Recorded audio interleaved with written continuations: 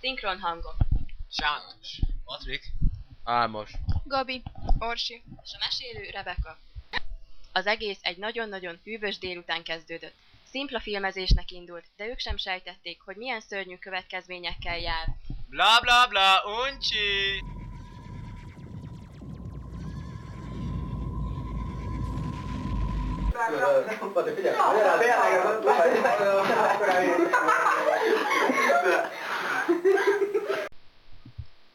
Hoztam egy filmet, megnézzük? Megnézzük. Megnézzük? Meg!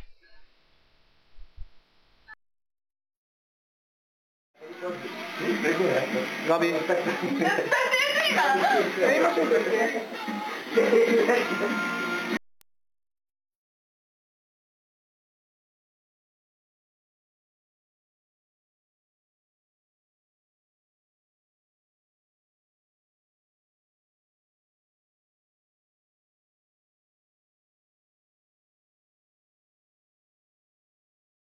Ez rosszabb, mint a Beck! Én ezt nem nézem tovább!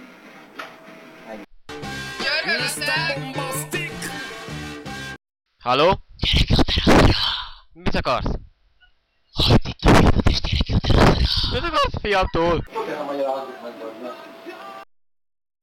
Láttátok a kazettát?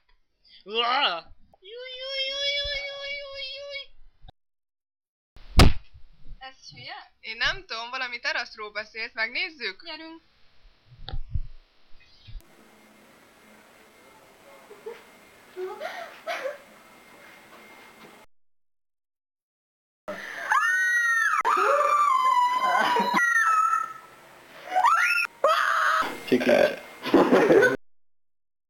Mentelek!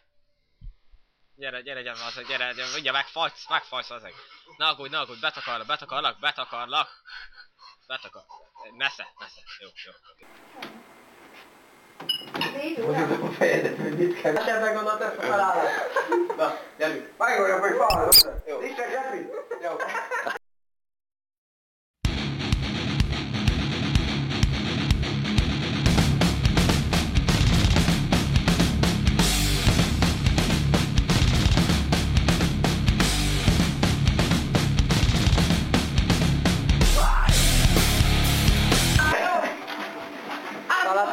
Talat. Megáll.